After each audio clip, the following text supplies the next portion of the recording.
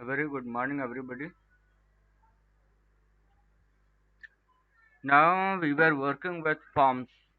I'm going to start with form today. And first, let us start the WAM server. I've started the WAM server. Now you can see that it first turned red, then orange, then green. Now I'll be opening the set of tutorials for you.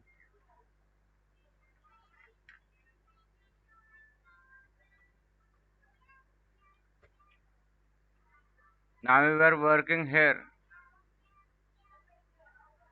We have already done form validation. Now we will be working on form required field. Now understand this that when we make a form or when we allow the user to give the input, we have to take care of these things so that nobody should enter the illegal data. Why it is important when somebody enter the illegal data or some sort of forms?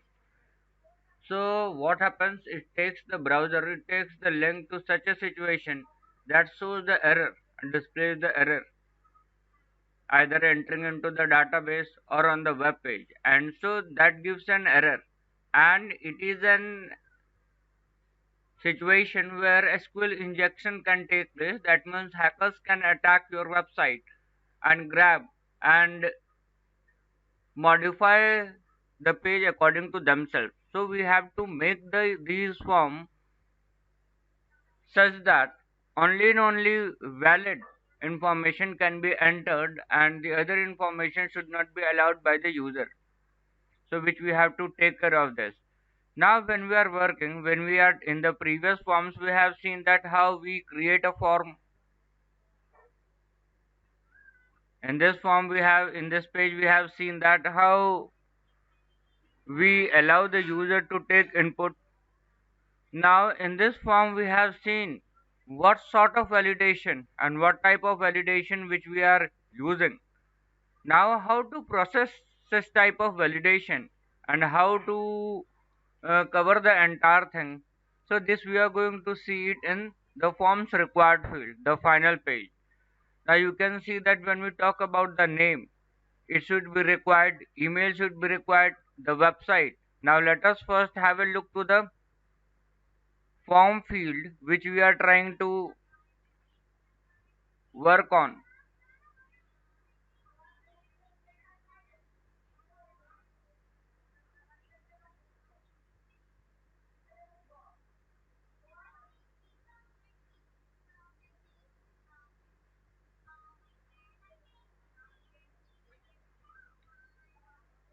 Now this is the form which we will be working. That means we will be taking the username, email address.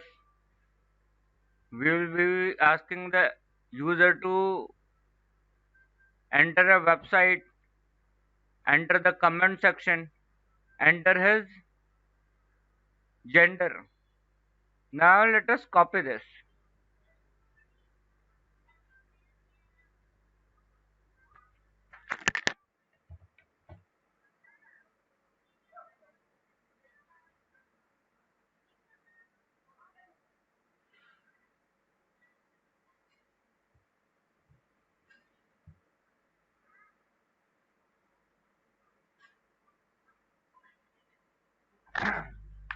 Now you can see that this is a www folder. In this I have made a folder tut.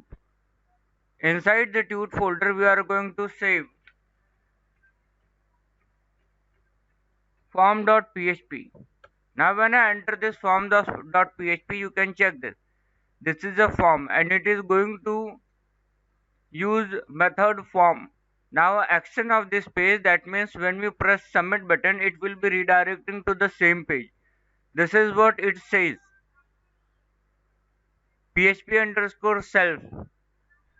This is a global variable and it will give the current folder in which we are working. That means it will display the path of the current folder in which we are working. So that means when we press enter, it will be forwarding to the same page. Now, when we talk about name, it is a text field and the name will be kept in the variable name. Now, this is a spam.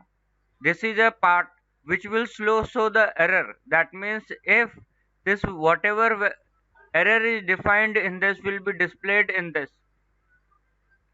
If this is set. Now, similar wise, we have email field. Similar wise, we have website field. Similar wise, we have comment field. We have gender field. Then we have submit button. Now, this is the form which we are going to use it. Now, in this section, we have seen now before starting. So, these are the variables which we have used in our like email, name, website, year. So what is happening these things before we proceed, what we do, we assign these values to empty or to null. When we assign these values to empty or to null, that means whatever, if there are any garbage value or if there are any values which are assigned to this, so that will be removed and it will become empty. So this variable and this variable, there are two set of variables which we are going to use. This is to store the error, this is to store the value. This is to store the error, this is to store the value. Now you can say that if server request underscore method, that means if we have used post method, since we have used post method, now somehow if in case it is going to only this is going to process if the post method, if the form method is post. Now if empty, now if we press submit button and if we keep the name empty, it should display the error name is required. Else name equals to input test underscore input name equals post name. Now when this is going to read it, the system is going to find this, what is this function. So again we are going to look for where is this function is defined. Now when we submit in our previous tutorial, this function was defined, you can check it here. This function is defined here, function test input data, that means it is going to test the data.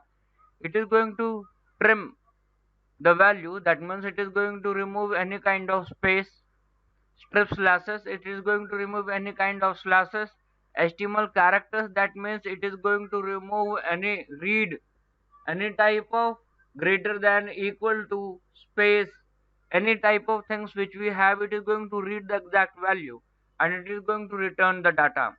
Now so first let us copy this. So in this, so what we do, form action method, now let us take all these things in our form. Now before proceeding this, you can see that this is our form and it is inside the HTML body. This should be kept in HTML body. Now this is the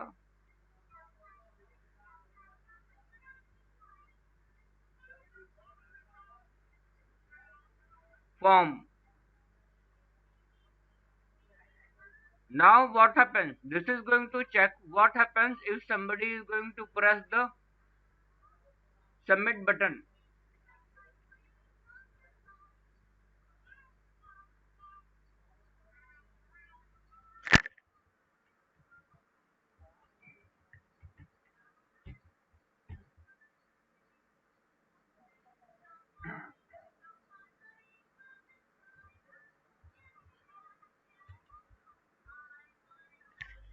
Now somebody is going to enter the submit button. When somebody is pressing the enter submit button, when request underscore method equals to post, this is going to happen.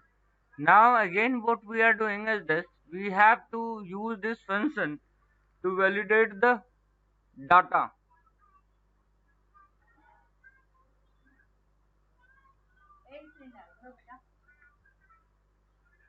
Now form.php. Now let us try to run this form.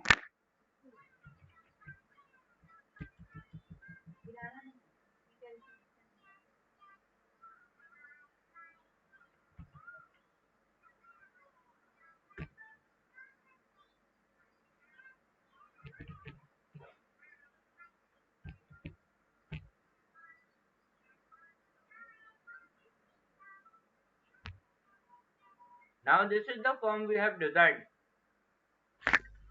This is the form where we have designed. Now let us press submit button. When we press the submit button, you can see that these things are required. And now if we press enter,